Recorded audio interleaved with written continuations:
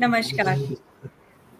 Monsoon आ चुका है कई जगह पर और कुछ एरियाज़ हैं हमारे देश के जो मॉनसून का इंतज़ार कर रहे हैं। हमारे देश के किसान बहुत हद तक मॉनसून पर डिपेंडेंट हैं। कैसी उनकी खेती होगी इसका अंदाज़ा मॉनसून के हालात से लगता है और कैसा रहेगा मॉनसून जिसका और उसका कैसा असर पड़ेगा हमारी आने वाली फसल पर, आने वाली पैदावार पर और हमारे देश की अर्थव्यवस्था पर। तो इसी पर चर्चा करने के लिए और जानकारी लेने के लिए हमारे साथ कुछ विशिष्ट मेहमान हैं। हमारे साथ हैं air vice marshal GP Sharma, जो कि चीफ ऑफ मेट्रोलॉजी हैं स्काईमेट वेदर सिस्टम्स के, और हमारे साथ हैं doctor BK Singh. He is a renowned meteorologist and agronomist और वो फाउंडर डायरेक्टर हैं फसल सलाह ऐप के। फसल सलाह ऐप जो कि किसानों का अपना सलाहकार है, वह बहुत ही ख़ास किसानों के लिए उनकी ज़रूरत के मुताबिक एडवाइज़री देता है, उनको सलाह देता है उनकी फसल के मुताबिक। तो हमारी इस विशेष चर्चा में जो कि फसल सलाह के ही निमित्त है, हम दोनों गेस्ट का स्वागत करते हैं। आप सब दोनों का बहुत-बहुत स्वागत है। धन्यवाद। Thank you. मेरा पहला सवाल है air vice marshal GP Sharma से। सर, इस बार मौसम का अनुमान कैसा है? मॉनसून कैसा रहने वाला है? देखिए, स्काईमेट लगभग 2012 से हम मॉनसून फोरकास्ट में हैं। कहने का मतलब 10 साल से ज़्यादा का समय हो गया। तो इस बार जो स्काईमेट ने फोरकास्ट दिया है मॉनसून का, नॉर्मल मॉनसून लगातार चौथे साल। हालांकि स्टैटिस्टिकली जाएं तो जैसे नंबर ऑफ ईयर्स जो बढ़ते जाते हैं वो उसमें थोड़ा प्रोबेबिलिटी थोड़ी सी कम ज़रूर होती है, लेकिन उसके चलते भी जैसे 2019 के बाद से 2019 और 20 अबव नॉर्मल मानसून था। पिछले साल एक नॉर्मल मानसून था लगभग 99%, और इस बार भी स्काईमेट का अनुमान है कि एक सामान्य हम जब सामान्य कहते हैं तो जो एक लॉन्ग पीरियड एवरेज है मानसून का रेनफॉल का कंट्री के लिए, उसका जो सामान्य है 96% से लेके 104% तक का सामान्य रहता है। तो स्काईमेट ने इस बार अनुमान लगाया है कि 98% की बारिश होगी लॉन्ग पीरियड एवरेज की कुल मिला के मानसून सीजन में जून से सितंबर तक। वेरिएशन तो होगा, ज़रूर होगा अलग अलग हिस्सों में, लेकिन कुल मिलाकर औसत जो मानसून है वो 98% रहेगा। जी। तो अगर मैं पूछूं कि अभी जो शुरुआत है, जैसे कि प्री मॉनसून तो बहुत कोई खास नहीं दिखा इस बारी उत्तरी भारत में उस तरह से। तो कब तक मॉनसून के आने की संभावना है और किन किन राज्यों में कब तक पहुंचेगा, अगर आप इस बारे में कुछ जानकारी देना।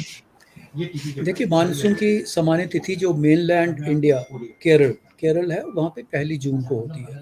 मानसून वैसे तो अंडमान निकोबार द्वीप समूह में लगभग 15 से 20 मई के अंदर कभी भी आ जाता है, और इस बार भी ऐसा ही हुआ। लेकिन केरला में 1 जून को सामान्य तिथि है, और इस बार लगभग सामान्य तिथि से 3 दिन पहले उसका आना हुआ 29 मई को। और आने के बाद से हालांकि मैं कहूँगा कि मानसून की चाल कुछ सुस्त सी रही, उसका प्रोग्रेस भी थोड़ा अच्छा नहीं गिना जाता बहुत ज़्यादा, और जो रेनफॉल भी था वो भी थोड़ा सामान्य से कई क्षेत्रों में कम सा दिखने को मिला। मानसून के आने का एक लंबा समय होता है, 1 जून से लेके लगभग जुलाई के पहले सप्ताह तक, 8-10 जुलाई तक ही वो राजस्थान के क्षेत्रों में पहुंच जाता है। तो कहने का मतलब ये है कि मानसून का सफ़र लगभग 40 दिन का रहता है पूरे कंट्री को कवर करने के लिए, जो कि एक लंबा समय होता है। शुरुआती दिनों में मानसून तो दक्षिणी भागों में ही सीमित रहता है और उत्तरी पूर्वी भागों में, लेकिन जैसे जैसे हम 10 जून या 15 जून के आसपास उसके आगे बढ़ते हैं, फिर देश के उत्तरी भागों की तरफ उत्तर प्रदेश, मध्य प्रदेश और बाकी जो पंजाब, हरियाणा और राजस्थान के क्षेत्र हैं, इनमें सबसे लास्ट में कहूँ तो कई बारी तो लास्ट डेज ऑफ जून या पहला सप्ताह जो जुलाई का है उन दिनों में ही पहुंचता है, जैसा कि इस बार भी होने वाला है।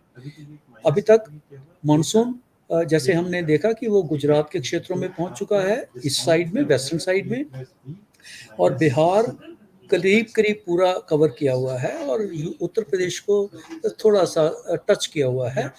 अभी तक जो उसकी स्थिति है वो ये है। पर जो जो एक महत्वपूर्ण बात इस बार ये हुई है, ये मैं कहना चाहता हूँ कि मानसून ने लगभग 3 बहुत लंबे ब्रेक लिए हैं इस बार। आने के बाद गोवा के आसपास लगभग 31 मई से लेके 9 जून तक एक ही जगह वो नॉर्दर्न लिमिट जिसको बोलते हैं वो रही। उसके बाद पूर्व की साइड में नॉर्थ ईस्ट इंडिया एक साथ लगभग 3 जून को एक साथ कवर किया, लेकिन उसके बाद से उसकी गति बहुत ही सामान्य रही। 3 से 17 जून तक वो बिहार तक ही पहुंच पाया और 17 से लेके आज के दिन तक 27 तारीख तक उसके आगे नहीं बढ़ा है। इसी तरह गुजरात की बात करें तो 16 तारीख से लेके 16 जून से लेके 26 जून तक उसकी सामान्य जो नॉर्मल लिमिट होती है वो पोरबंदर पे ही जाके अटक गई थी। हालांकि कल के दिन फिर दोबारा गुजरात में बारिश हुई और अब उसने पूरे गुजरात को कवर किया है, लेकिन जो पूर्वी आम जिसको हम बे ऑफ बंगाल की खाड़ी की आम कहते हैं, उस तरफ से जो मानसून है अभी भी बिहार के पास ही है। उसके आगे बढ़ने की संभावना जरूर है और मेरा अनुमान है, स्काईमेट का अनुमान है कि अगले 2-3 दिन के अंदर लगभग पूरे उत्तर प्रदेश में भी इसका आने की खबर जरूर होगी। और उसके साथ ही साथ ऐसा अनुमान है कि 30 जून और 1 जुलाई के आसपास हमें दिल्ली क्षेत्र में भी इसके आने की संभावना, आने के संकेत मिल रहे हैं। जी।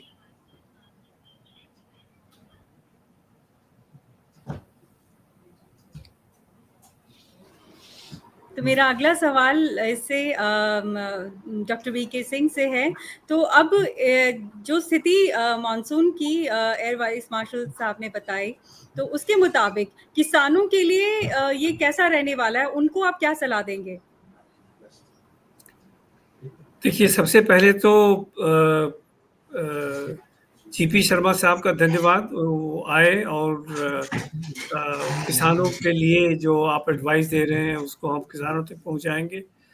किसान जो है स्काईमेट के वेदर प्रेडिक्शन को और ऑल्सो खास करके मानसून प्रेडिक्शन को बड़ी गंभीरता से लेता है और सुनता है और सुनना चाहता है। तो हमारे ख्याल से फ्यूचर में भी हम आपका जो सलाह है बराबर देते रहेंगे, किसानों तक पहुंचाते रहेंगे आपके समाचार को।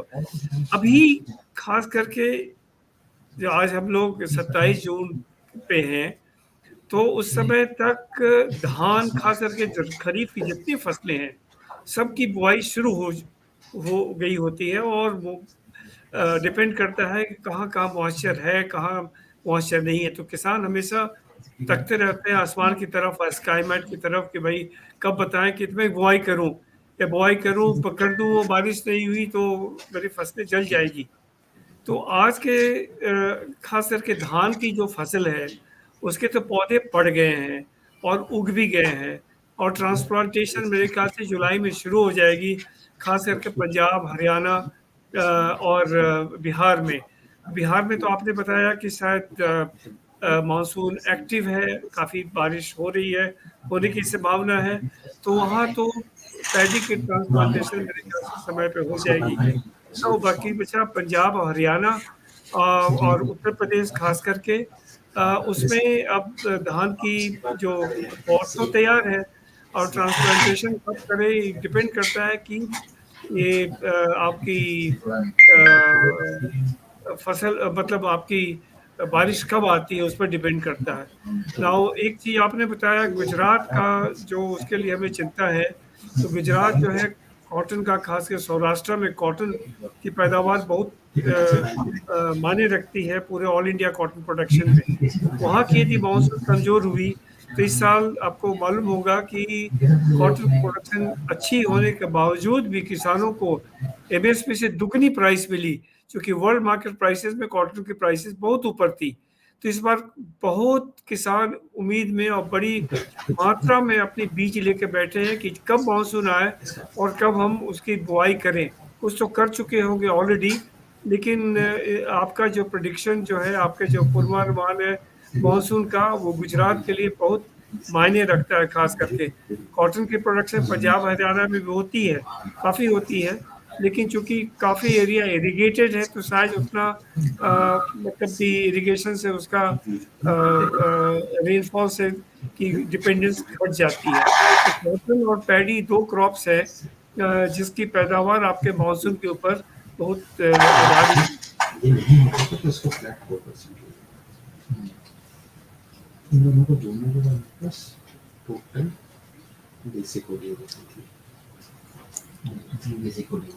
शर्मिष्ठा आप म्यूट हैं शायद। ओके, या थैंक यू, सॉरी। ये तो शुरुआती मानसून की बात हुई जब बुआई का समय है फसल के लिए, लेकिन बुआई के समय तो लगभग जैसा कि जीपी शर्मा साहब ने बताया कि अभी मानसून अच्छा है, ठीक रहेगा, लेकिन बुआई के बाद आगे का समय, क्योंकि 98% की बात कही गई है, तो इसका मतलब पूरा तो नहीं है, 100% नहीं है, तो आगे चलकर और थोड़ा कहीं कहीं स्कैटर्ड भी हो सकता है।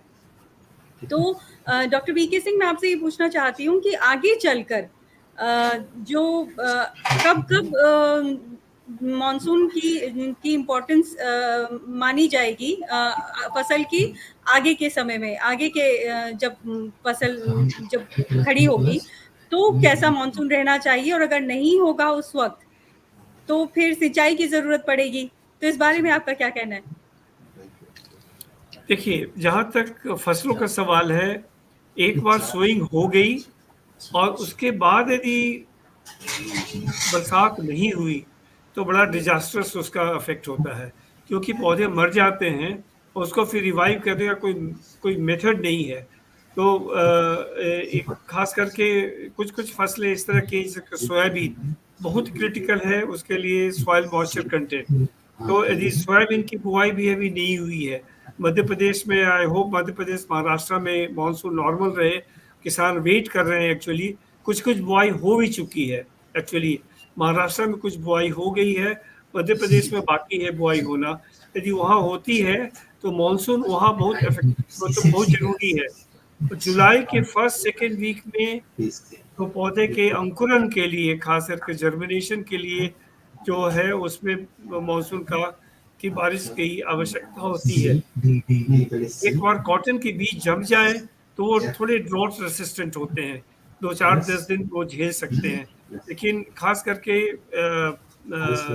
सोयाबीन में उसको बारिश चाहिए। पैडी में ट्रांसप्लांटेशन के बाद, ट्रांसप्लांटेशन शुरू होगी फर्स्ट वीक जुलाई से एंड जुलाई तक होती है, डिपेंडिंग अपॉन, उसे भरपूर बारिश चाहिए, खेतों में पानी जमा होना चाहिए 4 से 6 इंच, तभी जाके ट्रांसप्लांटेशन होता है।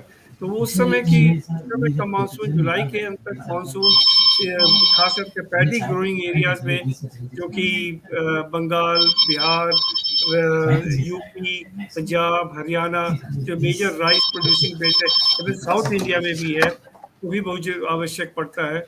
उस समय का क्या पूर्वानुमान है, ये तो स्काईमेट और जीपी शर्मा साहब बता सकते हैं। जी, तो इस सवाल का जवाब जीपी शर्मा साहब ही दें। जी, देखिए मैं दो बातें कहना चाहूँगा।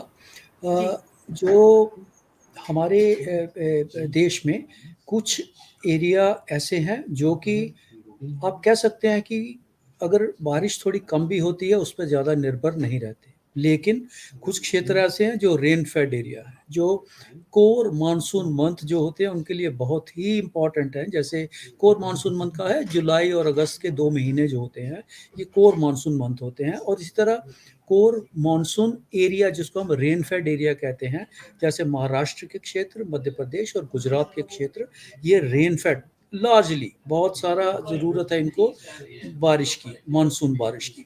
अगर वो समय पे नहीं आती है और सफिशिएंट नहीं होती है तो ये थोड़ा क्रिटिकल सिचुएशन बन जाती है इन क्षेत्रों के लिए। वेयर एज नॉर्थ इंडिया में अगर आप पंजाब, हरियाणा की बात करें, पश्चिमी राजस्थान, उत्तरी राजस्थान की बात करें, वहाँ पर वैसे ही मानसून के आने की तिथि ही जून एंड में होती है या फर्स्ट वीक ऑफ जुलाई तक। तो वहाँ का किसान इसकी वेट नहीं करता कि अभी मानसून आएगा तो ही, जैसे डॉक्टर साहब ने बताया कि वहाँ तो पंजाब हरियाणा में तो बुआई भी हो चुकी है। अच्छा हुआ इस बार कि प्री मानसून का कुछ शावर अच्छे हुए, कुछ अच्छी वर्षा हुई है पंजाब हरियाणा में। हालांकि मार्च और अप्रैल में नहीं हुई थी, सूखा था काफ़ी, लेकिन उसकी भरपाई मई के महीने में कुछ 2-3 बार अच्छे शावर हुए, जो कि इसकी बुआई के लिए बहुत सहायक होंगे। और इसलिए उन क्षेत्रों में मेरे ख्याल में जो बुआई हुई है वो एक अच्छा संकेत रहेगा। इसी तरह जो देश के मध्यवर्ती भाग हैं, महाराष्ट्र में कुछ सेटबैक ज़रूर था टू स्टार्ट विद। विदर्भा का तो ठीक अभी रेनफॉल अभी भी ठीक है, लेकिन विदर्भा और जो मध्य महाराष्ट्र है उसमें थोड़ा रेनफॉल कम है। इसी तरह मध्य प्रदेश में भी अभी रेनफॉल सामान्य से कुछ थोड़ा सा कम है, लेकिन चिंता की बात नहीं है। चिंता की बात गुजरात के लिए ज़रूर है वहाँ पे। और गुजरात एक ऐसी स्टेट है जिसमें वेरिएबिलिटी बहुत ज़्यादा रहती है। सौराष्ट्र और कच्छ अलग से चलते हैं, गुजरात की बात करें नॉर्थ गुजरात साउथ गुजरात बिल्कुल अलग से। और कभी ऐसा है कि एक भाग में उसमें एक्सेस रेनफॉल होता है, दूसरे में थे करीब करीब ड्राउट लाइक सिचुएशन। ये बहुत ही पिक्यूलियर सी स्टेट है और ऐसा देखने को मिल जाता है वहाँ पे। प्रिडिक्टेबिलिटी जो है वो बहुत ही डिफिकल्ट है मानसून फॉर गुजरात रीजन के लिए। इसीलिए हम जब भी अपना स्काईमेट का फोकस देते हैं, हम कहते हैं कि यहाँ का उस क्षेत्र का वैसे भी मॉडल लिमिटेशन है, न्यूमेरिकल वेदर प्रेडिक्शन के जो मॉडल है उनकी लिमिटेशन है। उस एरिया में प्रेडिक्टेबिलिटी बहुत ज़्यादा रिलायबल नहीं रहती।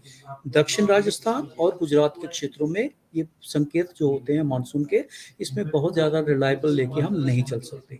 और अभी भी आज के दिन में भी गुजरात में रेनफॉल सामान्य से कम है। कल का एपिसोड छोड़ दें तो उससे पहले तो डेफिशिएंसी बहुत ज़्यादा थी, कुछ रिकवरी ज़रूर हुई होगी, लेकिन आने वाले दिनों में भी ऐसा हमें मान के चलना है कि जो मानसून गुजरात के कुछ क्षेत्रों में सामान्य से कम रहेगा। जो मेन रेन फेड एरिया जो मैंने बात कर रहा हूँ, महाराष्ट्र की मध्यवर्ती भाग जो है उनमें अच्छा मानसून होना चाहिए। डॉक्टर साहब ने बताया जैसे मध्य प्रदेश के कुछ क्षेत्रों में बुआई हो चुकी है। मैं कहना चाहता हूँ अच्छी बात है, क्योंकि अभी ही आने वाले दिनों में अगले आप 4-6 दिन की बात करें, एक अच्छा सा स्पेल आएगा मध्यवर्ती भागों के लिए, जिसमें कि सभी उत्तर प्रदेश से लेके बिहार, झारखंड, छत्तीसगढ़, महाराष्ट्र, मध्य प्रदेश, इवन गुजरात के क्षेत्रों में और पूर्वी राजस्थान, दिल्ली, हरियाणा, पंजाब समेत एक अच्छी वर्षा का एक स्पेल मिलेगा, जो कि खेती के पॉइंट ऑफ व्यू से खेती बाड़ी के लिए बहुत ही अच्छा साबित होगा। ये केवल थोड़ी कमी रहेगी दक्षिणी भागों में, जो कि आंध्र प्रदेश के कुछ क्षेत्र हैं, तमिलनाडु, आंध्र प्रदेश, केरला और नॉर्थ इंटीरियर कर्नाटका के, लेकिन वहाँ पहले थोड़ी ठीक बारिश हो चुकी है, इसलिए इतनी चिंता का विषय नहीं है। पर अच्छी बात यह है कि एक अच्छा सा स्पेल, हालांकि मानसून आज के दिन में आप बात करें, एक बार 0-0 आ गया था 22 तारीख के आसपास, लेकिन उसके बाद से ये एक सामान्य सी स्थिति है मानसून के लिए। उतार चढ़ाव जो है हमें देखने को मिलेंगे। आज के दिन में मानसून 10% कम है, लेकिन केवल जून का ही महीना है अभी, जिसमें कि सामान्य रेनफॉल भी कम रहता है, तो इसलिए चिंता का विषय ज़्यादा नहीं होना चाहिए। और कल से लेके उत्तर प्रदेश के भागों में और आने वाले दिनों में लगभग मैं कह रहा हूँ 1 सप्ताह और हो सकता है उससे ज़्यादा भी, हमें देश के काफ़ी भागों में अच्छी वर्षा देखने को मिलेगी। जी। ये अच्छी बात है। उत्तर प्रदेश और जो दूसरे राज्य हैं जहाँ अगले हफ्ते अच्छी बारिश की संभावना है। लेकिन अगर मैं आपसे ये सवाल करूं कि आने वाले समय में जुलाई का महीना अब शुरू होने वाला है इस एक हफ्ते बाद, तो जुलाई के महीने में कैसी रेनफॉल रहने वाली है उत्तरी भारत में और खासतौर पे उन इलाकों में जहां धान की खेती होती है? जुलाई के महीने में मुझे ज़्यादा चिंता नहीं है। अनुमान है कि वो रेनफॉल ठीक रहेगा जुलाई का महीना। लेकिन जो दूसरा हाफ होगा मानसून का, जैसे अगस्त और सितंबर, उसमें थोड़ा रिस्क जी, हमें ज़्यादा लग रहा है। जी, मानसून की चाल वैसे तो कभी भी एक जैसी नहीं होती, कोई सा भी सीज़न लीजिए, बेस्ट ऑफ द मानसून जो होता है उसमें भी लगभग 15-20% एरिया ऐसे रह जाते हैं जिसमें सामान्य से वर्षा काफ़ी कम रहती है। और यही उल्टा उसके लिए भी कोई जो वर्स्ट ऑफ द मानसून होता है उसमें लगभग 20% एरिया ऐसे होते हैं जिसमें बहुत अच्छी बारिश होती है। अगर 2009 में एक सीवियर ड्राउट था, उस ड्राउट में भी हमारे लगभग 40% क्षेत्र ऐसे थे जिसमें कि मानसून अच्छा रहा था। और उसमें सरप्राइजिंगली उस साल में सौराष्ट्र और कच्छ के कुछ क्षेत्र है जिसमें मानसून अच्छा रहा, जिसमें नॉर्मली हम थोड़ा सा खराब मानसून देखने को मिलता है। 2009 के सीवियर ड्राउट में 22% वर्षा कम थी देश भर में, उसमें सौराष्ट्र कच्छ के क्षेत्रों में अच्छा मानसून देखने को मिला। सो ये मानसून की वेरिएबिलिटी है। Decoding monsoon very very challenging. Actually it's very tricky also. Keep your fingers crossed all the time that what you predict, what you see, that behaves like that. It's a difficult thing, but then कुल मिला के जो पहला half है monsoon का अच्छा रहेगा, दूसरे हाफ में वॉलेटिलिटी उसकी ज़्यादा रहेगी। उसके रीज़न है जो कि हम अपने वेबसाइट पे भी अपने माध्यम से स्टोरीज लिख के हिंदी में भी इंग्लिश में भी लगभग सभी लोगों तक, फार्मर कम्युनिटी तक पहुंचना चाहते हैं। वीडियो भी बनाते हैं डेली बेस पे, रीजनल वीडियो, कहाँ कहाँ रिस्क ज़्यादा है, कहाँ खतरा ज़्यादा है, कहाँ अच्छा है, कहाँ वेट करना चाहिए। इस बार के शुरू में ही हमने महाराष्ट्र के किसानों से ये सूचना दी थी कि आप बुआई थोड़ा लेट कर दें क्योंकि मानसून की वर्षा नहीं होने वाली है।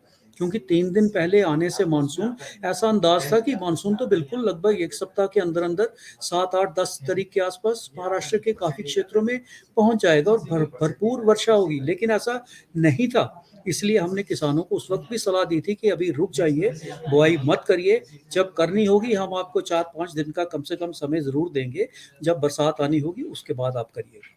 तो उसके बाद बारिश हुई, हमने अपनी वेबसाइट से भी माध्यम से उसके बारे में उनको अवगत कराया, उनको बताया, इसी तरह वीडियो से भी अवगत कराया।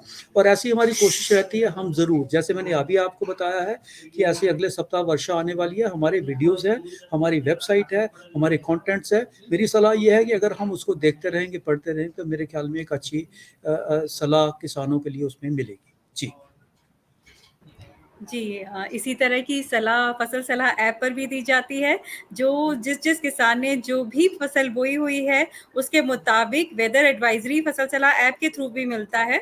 और लेकिन इसके साथ में एक सवाल आपसे ये करना चाहूँगी, आपने मेंशन किया कि अगस्त और सितंबर में चिंता की बात है, तो वो कौन से क्षेत्र हैं जहाँ के किसानों को थोड़ा सतर्क रहना होगा मानसून के लिहाज से?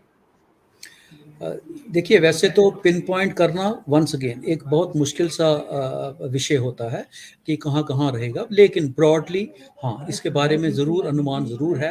और हमने अपनी जो फोरकास्ट इश्यू की थी, जो अप्रैल के महीने में पूरे इंडिया के लिए, उसमें हमने मंथ वाइज़ भी डिस्ट्रीब्यूशन दिया था कि कहाँ-कहाँ कुछ-कुछ क्षेत्रों में कहाँ हमें सावधानी बरतने की ज़रूरत है। उसी वेबसाइट से मैं आपको पढ़ के बता रहा हूँ कि जैसे अगस्त के महीने में हमने लिखा था कि जो गुजरात, पश्चिमी राजस्थान, कुछ पार्ट्स मध्य प्रदेश के, पश्चिमी मध्य प्रदेश, कोंकण रीजन, इसमें रेनफॉल कम हो सकता है। और इसी तरह जो हमने पहले भी बताया था, केरल के क्षेत्रों में और कर्नाटक के जो भीतरी भाग हैं, उत्तरी कर्नाटक के भीतरी भाग हैं, वो कुछ रिस्क पे रहेंगे। जहाँ तक सितंबर के महीने की बात है, तो उसमें हालांकि पहले 2 महीनों में जुलाई और अगस्त में सेंट्रल पार्ट्स में अच्छी वर्षा का अनुमान है, लेकिन जैसे-जैसे मानसून का लास्ट महीना आएगा, विथड्रॉवल का समय आएगा उत्तर भारत से, उस वक्त हमें जो है केरल, कर्नाटक, वेस्ट बंगाल, उत्तर पूर्व भारत की बात करें तो नागालैंड, मणिपुर, मिजोरम, त्रिपुरा, इन क्षेत्रों में हमें डेफिसिट रेन देखने को मिलेगी। लेकिन अच्छी बात यह है कि कोर मानसून रेन वाला जो एरिया है, उसमें मिला के उन दिनों में भी हमें अच्छी वर्षा देखने को मिल जाएगी, चाहे वो तेलंगाना के भाग हों, चाहे वो महाराष्ट्र के भाग हों, मध्य प्रदेश के क्षेत्र हों, उन क्षेत्रों में हमें बहुत ज़्यादा चिंता करने की ज़रूरत नहीं रहेगी। वॉलेटिलिटी ज़रूर रहेगी। मानसून का सबसे ज़्यादा इम्पॉर्टेंट एस्पेक्ट ये है कि वर्षा उस वक्त आए जब चाहिए और उस मात्रा में आए जितनी मात्रा चाहिए। ये 2 चीज़ें अगर नहीं हो तो अच्छा मानसून या कोई सा भी मानसून, उससे फ़र्क नहीं पड़ता फिर। नॉर्मल मानसून तो एक टर्मिनोलॉजी है कि नॉर्मल है। ज़्यादा इम्पोर्टेंट ये है, अगर हमारा 100% से आपने जैसे कहा 98% है, तो 100% तो नहीं है, मैं कह रहा हूँ 95% भी हो जाए, लेकिन डिस्ट्रीब्यूशन अच्छा हो, टाइम एंड स्पेस डिस्ट्रीब्यूशन अगर उसका अच्छा हो, समय पे वर्षा आए जहाँ चाहिए, वो ज़्यादा मायने रखता है रादर दैन इसके कि 100% है या उससे ज़्यादा है। हालाँकि हाँ, जितना ज़्यादा वर्षा अच्छी हो, उतना ज़्यादा अच्छा है। लेकिन हमारा देश ऐसा है, आपको मालूम है, हर मानसून में कहीं न कहीं फ्लड्स तो ज़रूर आएँगे। नॉर्थ ईस्ट को छोड़ दीजिए, बेशक जहाँ के 2 एपिसोड तो हो भी चुके और बहुत ज़्यादा चिंताजनक स्थिति रही, अभी भी उससे उभर रहे हैं वो। तो इसी तरह विशेषकर जो मध्य प्रदेश के कुछ क्षेत्र और सेंट्रल इंडिया के, जो इवन महाराष्ट्र में भी कई बार ऐसे ऐसे समय आता है, ऐसे मानसून सिस्टम आते हैं कि जो फ्लड लाइक सिचुएशन, जिसमें कि कृषि जो है उसको नुकसान भी हो सकता है। हमें एक जी, रीजनेबल ही रेनफॉल चाहिए, उससे ज़्यादा जी, हो जाए, ज़्यादा तो वो नुकसानदायक हो सकता है। जी। जी, जी। तो इसमें मेरा सवाल डॉक्टर बीके सिंह से है। जैसा कि अभी बताया जीपी शर्मा साहब ने कि कुछ जो पश्चिमी भारत के इलाके हैं, वहाँ अगस्त-सितंबर में डेफ़िसिट हो सकता है कि उसकी संभावना है। तो ऐसे में आपकी क्या सलाह रहेगी और क्या सिचुएशन रहेगी फसल के लिहाज से? देखिए, पश्चिमी यदि जैसा शर्मा साहब ने बताया कि अगस्त सितंबर के महीने में कहीं-कहीं रेन डेफिसिट हो सकती है। तो जो क्रॉप अफेक्टेड होगा मेरे ख्याल से, यदि कर्नाटका की बात करूँ तो वहाँ कॉटन अफेक्टेड हो सकता है, मेज़ अफेक्टेड हो सकता है, तुअर अफेक्टेड हो सकता है। और वहाँ पर अल्टरनेट क्रॉप के लगाने की व्यवस्था इस समय मैं कुछ नहीं कर सकता। अभी तो मैं यही बोलूँगा कि जो आप लगाने का सोच रहे हो वही लगाइए। अभी खास करके नॉर्दर्न इंडिया में ज्वार, बाजरा और मक्का लगाने का सही समय है। मक्का यदि नहीं लगाया तो अभी लगा लीजिए, ज्वार बाजरे की बुआई कर लीजिए, सोयाबीन की बुआई भी आप प्रोसीड कर सकते हैं और कर लीजिए। It is time to proceed with soybean as well. जहाँ तक साउथ इंडिया और केरला की बात है, तो अभी उस समय क्या होगा उसके लिए हम सोई ना करें, तो मैं एडवाइस देना नहीं चाहूँगा। जैसे जैसे समय आएगा शर्मा साहब की प्रोडिक्शन लेकर के हम उस समय एडवाइस करेंगे। अभी से कोई अल्टरनेट क्रॉप सजेस्ट करना मेरे ख्याल से सही नहीं होगा। मैं कहना चाहूँगा कि जो केरल के क्षेत्र हैं, उसमें नॉर्मल वर्षा ही इतनी ज़्यादा होती है, जिसकी शायद हमें ज़रूरत नहीं होती है। कोई 10-15 बिल्कुल। प्रतिशत अगर कम हो भी जाएगा, तो उससे कोई खेती के पॉइंट ऑफ व्यू से कुछ विशेष फ़र्क पड़ने वाला नहीं है। हमने याद है पिछले से पिछले साल का कितने फ्लडिंग रेन्स अगस्त के महीने में थे, केरला में नुकसान ज़्यादा हुआ उससे, बारिश से। तो वहाँ पे मैं तो कह रहा हूँ, जैसे उत्तर-पूर्व भारत के जितने क्षेत्र हैं जिसमें आजकल बाढ़ आई हुई है, उन क्षेत्रों जी, में भी 2 क्षेत्र सबसे ज़्यादा बारिश होती है। एक तो वेस्ट कोस्ट में आप कोंकण, कोस्टल कर्नाटका और केरला, ये 3 ऐसी सब डिवीज़न हैं जिनमें कि बहुत बारिश होती है। और इसी तरह उत्तर-पूर्व भारत में असम, अरुणाचल प्रदेश, मेघालय की बात करें, इनमें बहुत ज़्यादा उतनी बारिश की ज़रूरत नहीं रहती है।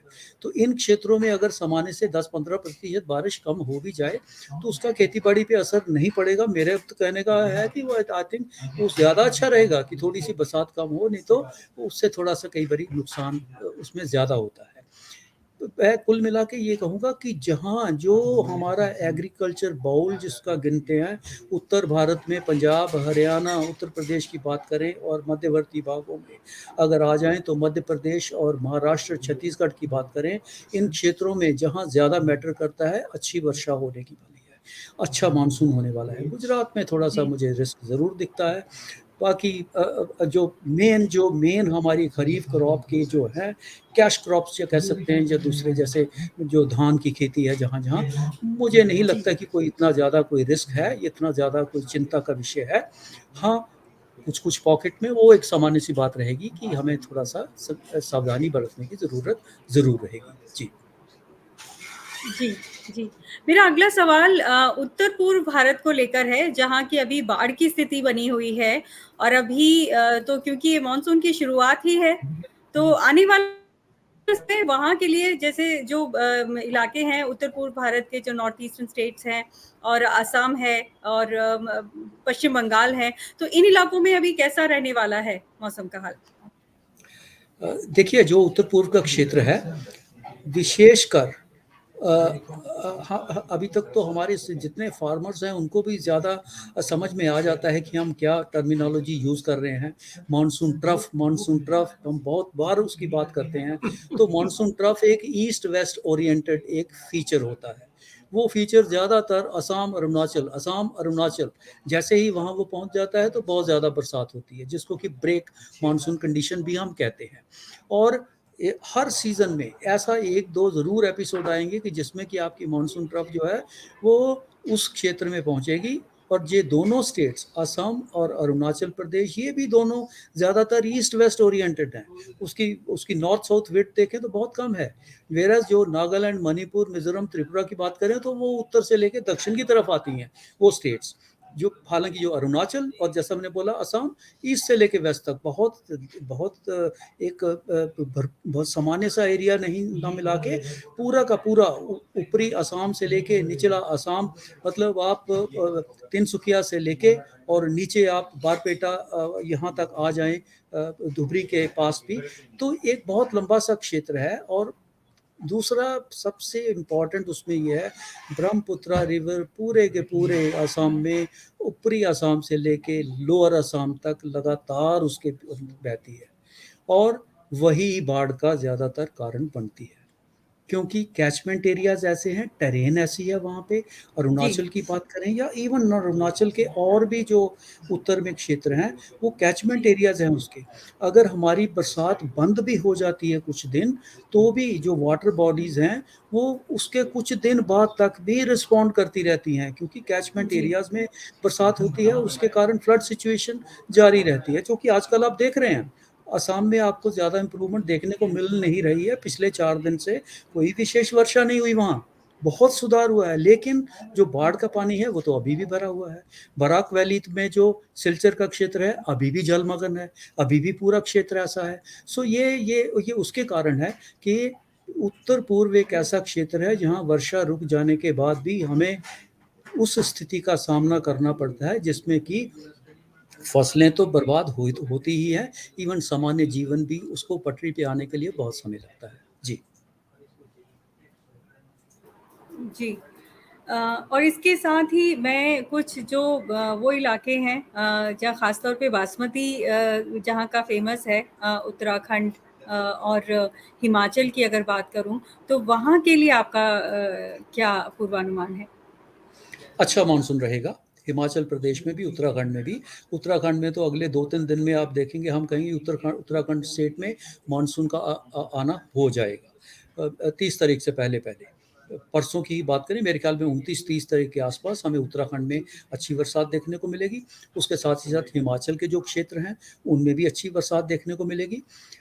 ये ऐसे क्षेत्र हैं जैसे जम्मू कश्मीर, हिमाचल के क्षेत्र हों, मैं तो कहूँगा इवन पंजाब के ऐसे क्षेत्र हैं जहाँ मानसून अपने आप नहीं अनलाइक बाकी जगहों से अपने आप मानसून की तेज़ जो वेव है वहाँ तक नहीं पहुँच पाती। बंगाल की खाड़ी से लेके वो जम्मू कश्मीर तक और पंजाब तक पहुँचते-पहुँचते वो कमज़ोर हो जाती है काफ़ी। हमें ज़रूरत रहती है, हम बहुत बार टर्म यूज़ करते हैं वेस्टर्न डिस्टर्बेंस, पश्चिमी विक्षोभ, उसका बहुत ज़्यादा रोल रहता है। अगर कोई अच्छा-सा पश्चिमी विक्षोभ उस वक़्त आ जाता है और मानसून करंट अगर वीक भी हो, तो वो दोनों मिलके मानसून को वहाँ तक खींच के ले जाते हैं और यही इस बार होने वाला भी है। एक्सपेक्ट करता हूँ कि पश्चिमी विक्षोभ उस वक़्त ज़रूर आएगा। मैं तो कह रहा हूँ अगले 10 दिन के अंदर-अंदर मेरा अनुमान है कि मानसून करीब देश के सभी भागों में पहुँच जाएगा, जो कि सामान्य तिथि होती है लगभग 8 जुलाई।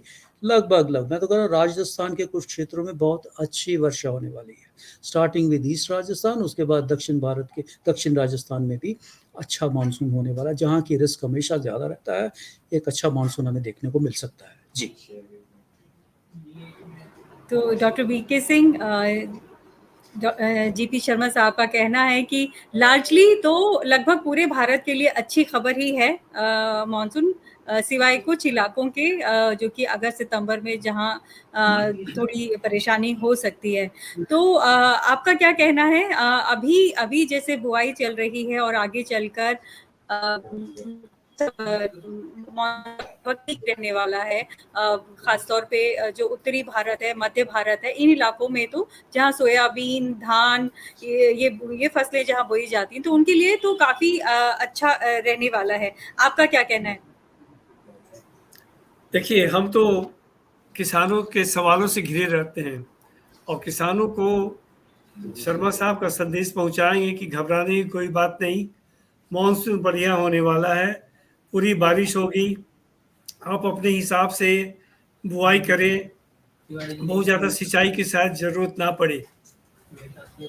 जहाँ तक कि ग्रेन बेल्ट जो मालवा रीजन है या पंजाब हरियाणा है, यदि वहाँ मानसून अच्छा होता है तो कोई ज़रूरत नहीं है कि हम विशेष कोई उसके ऊपर चिंता व्यक्त करें।